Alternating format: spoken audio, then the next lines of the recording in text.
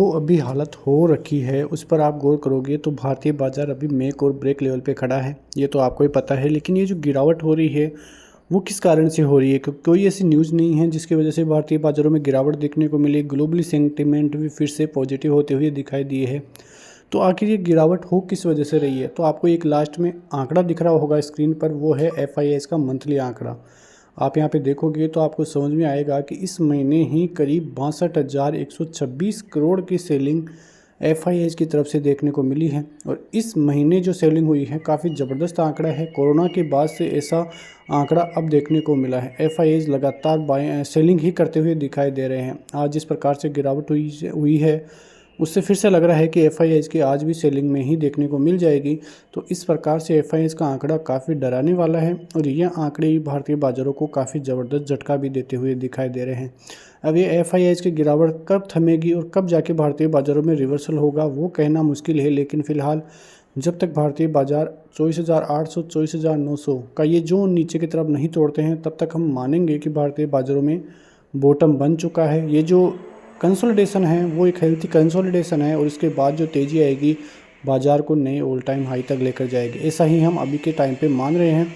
आप देखो आज निफ्टी में अच्छी खासी गैप अप हुआ, बाज़ार लग रहा था कि 25,200 के ऊपर सस्टेन कर जाएगा, लेकिन पहले 5 मिनट की कैंडल में ही भारतीय बाज़ार वो चीज़ सहन नहीं कर सका जो लगातार कर रहा था। 25,200 का लेवल सबसे बड़ा कॉल राइटर्स का जोन है। आप यहाँ पे देखो स्क्रीन पे आपको सब कुछ दिख जाएगा। करीब 91 लाख का आउटस्टैंडिंग OI कॉल राइटर्स की तरफ से यहाँ पे देखने को मिलेगा। आज ही करीब 46 लाख कॉल राइटर्स ऐड हुए हैं 25,200 के लेवलों पे। तो आप अनुमान लगा सकते हैं किस प्रकार का रेजिस्टेंस लेवल 25,200 का यहाँ पे देखने को मिलेगा।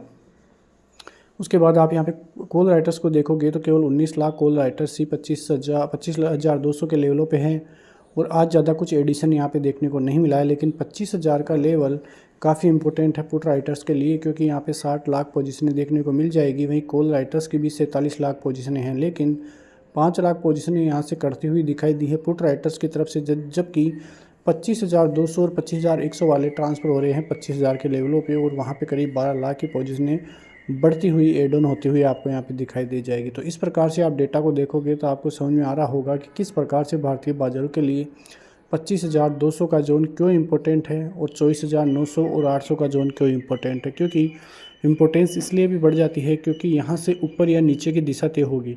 बाज़ार यदि ऊपर की तरफ 25,200 के ऊपर सस्टेन कर जाएगा, उसके बाद 25,300 का एक और हर्डल है जो कि बाज़ार में 20 EMA है, उसको भी पार कर लेगा तो मानेंगे कि बाज़ार का जो रिवर्सल है काफ़ी सक्सेसफुल है, बाज़ार में बॉटम बन चुका है। वहीं नीचे की तरफ आप देखो तो जो 24,700 का लेवल था जो पहले बना था बॉटम, यदि उसको भी बाज़ार तोड़ता है तब दिक्कतें ज़्यादा बढ़ेगी। लेकिन फ़िलहाल भारतीय बाज़ार 25,000 के लेवलों पर ही टिके हुए हैं। आज की क्लोजिंग 25,060 के लगभग है, जो कि ठीक ठाक क्लोजिंग ही आपको देखने को मिलेगी। आते हैं बैंक निफ्टी पे, तो बैंक निफ्टी का माजरा भी यही है। बैंक निफ्टी में आज जो तेज़ी है वो केवल ICICI बैंक की तरफ से आपको देखने को मिलेगी। करीब 1.5 से 2% तक की तेज़ी ICICI बैंक में देखने को मिल रही थी। उसके अलावा बैंकिंग सेक्टर में शेयरों में ज़्यादा गिरावट तो देखने को नहीं मिली, लेकिन HDFC बैंक कल जिस हिसाब की तेज़ी दिखाया था काफ़ी ज़बरदस्त रिवर्सल मोमेंट यहाँ पे देखने को मिला था।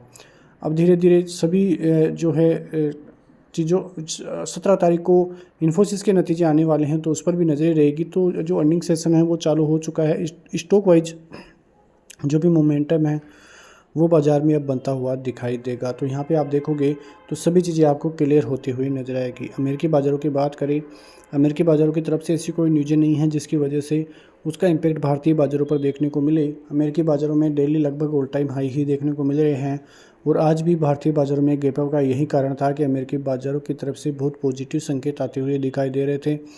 अमेरिकी बाज़ारों का हाल फिलहाल ठीक चल रहा है, लेकिन आने वाले दिनों में अमेरिकी बाज़ारों में जो फेड की मीटिंग होने वाली है नवंबर को, उस पर भी नज़रें रहने वाली हैं। क्योंकि कई अर्थशास्त्री कह रहे हैं कि 25 बेसिस पॉइंट की दर से फिर से फेड ब्याज दरें कम कर सकता है, लेकिन उसके चांसेस केवल 15% ही दिखाई दे रहे हैं।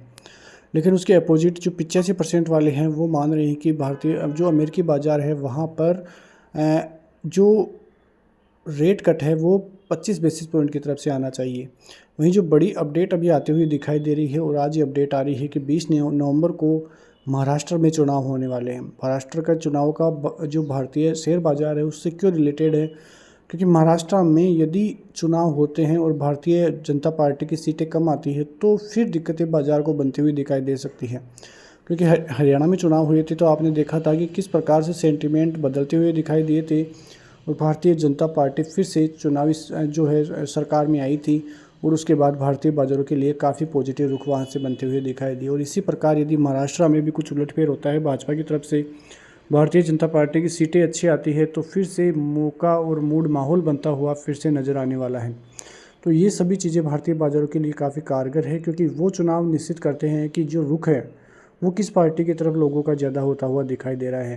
क्योंकि जो सारी चीज़ें हैं वो उन्हीं पर निर्भर कर जाती हैं, क्योंकि जो गवर्नमेंट कुछ भी करती है, कुछ भी प्रोजेक्ट वगैरह लाती है, सभी चीज़ें जो है उससे प्रभावित होते हुए दिखाई दे सकते हैं। तो ये जो चुनावी सेशन है वो भी काफ़ी इंपॉर्टेंट भारतीय बाज़ारों के लिए रह सकता है।